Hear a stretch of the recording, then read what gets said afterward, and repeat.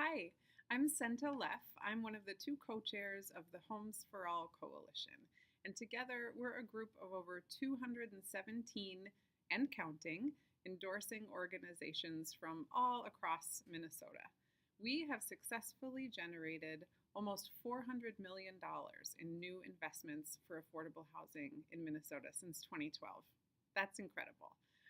And we're so excited to tell you all about our first 2-year agenda, the 2019-2020 Homes for All legislative agenda that Libby Murphy will tell you all about next. Take it away, My Libby. name is Libby Murphy, and I'm one of 3 policy team co-chairs this year, as well as the Deputy Policy Director at Minnesota Housing Partnership.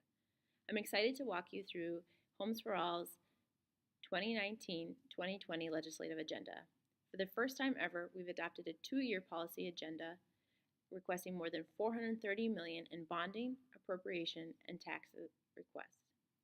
This is a bold and ambitious agenda, but one that reflects the statewide needs across the housing continuum.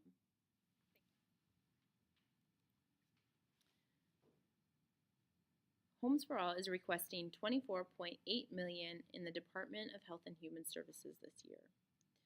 $15 million per biennium for emergency services programs to fund emergency shelters and homeless support programs. $4 million per biennium for housing support, formerly group residential housing, to fund room and board for long-term homeless Minnesotans. $2 million per biennium for supportive housing for adults with serious mental illness, to fund scattered and site-based housing supports for adults with serious mental illness.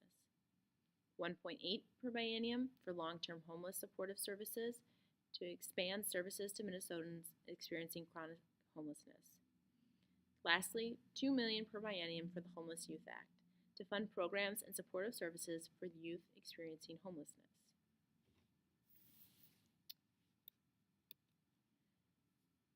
We are requesting $55 million in appropriations for programs in Minnesota Housing Finance Agency. Requesting an additional $15 million per biennium to the Challenge Program. The Challenge Program is a flexible tool used for the development and preservation of multi- and single-family housing. $10 million one-time for the Local Housing Trust Fund Program to provide a state match to local communities to fund development of housing. $20 million per biennium for the Workforce Homeownership Minnesota to fund affordable homeownership opportunities statewide. $4 million per biennium for Homework Starts with Home, which supports collaborative efforts between schools, housing organizations, and local governments to identify, engage, and stabilize students experiencing homelessness and their families. $4 million per biennium for Family Homeless Prevention and Assistance Program, which serves adults, youth, and children at risk of experiencing homelessness. Lastly, $2 million per biennium for the Bridges Program, which funds necessary rental assistance for adults with serious mental illness.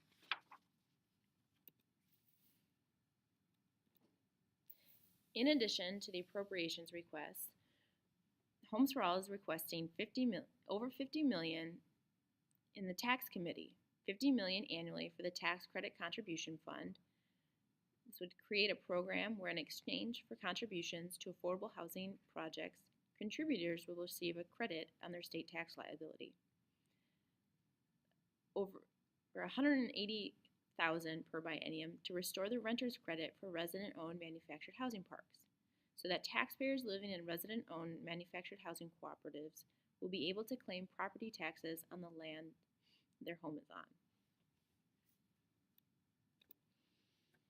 In addition to these tax and appropriations requests, the policy team recommended and the Homes for All Coalition adopted the following policy items. Longer minimum affordability terms, which would require affordable housing developers or for the preservation of projects to maintain affordability for 30 years. Manufactured housing right of first refusal will allow residents of manufactured home parks the opportunity to match the developer's price when a sale of a manufactured home park is taking place and require park owners to engage in fair purchasing agreements with residents or nonprofits interested in purchasing the park. Tax-exempt bond repeal and replace. The The proposal seeks to repeal the changes to the tax-exempt bond allocations passed in 2018 and replace it with the 5 consensus agreements supported by Homes for All in the last legislative session. Lastly, pay or quit eviction protection, which would require landlords to provide a notice in advance of filing an eviction for non-payment of rent.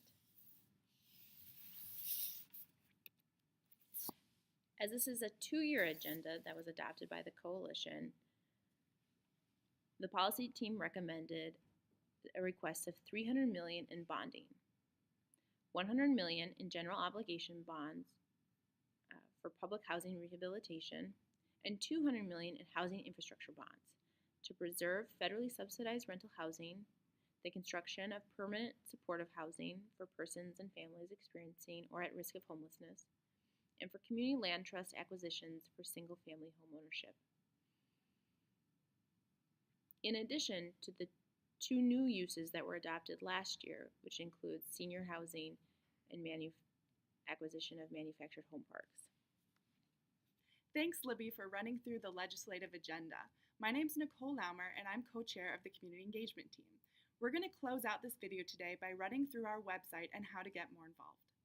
So you might be asking yourself, where can I find more information? The easiest place to find more information is at homesforallmn.org. You will see this page in front of you. To find more information, you click Menu in the upper right-hand corner. You'll see everything from who we are, our agenda, which includes our information on our policy agenda, latest news where you can sign up for updates from social media to our blog, and finally getting involved. This is everything from endorsing our agenda to attending coalition meetings, but we'd like to highlight signing up for updates. This is where you'll sign up for email blasts that will go out when important things are happening that you should know about. It is the easiest way to get involved from your computer screen.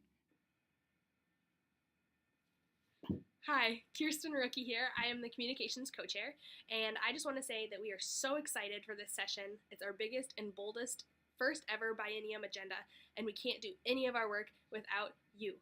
So we're excited to see you at the Capitol this session and ready to kick things off.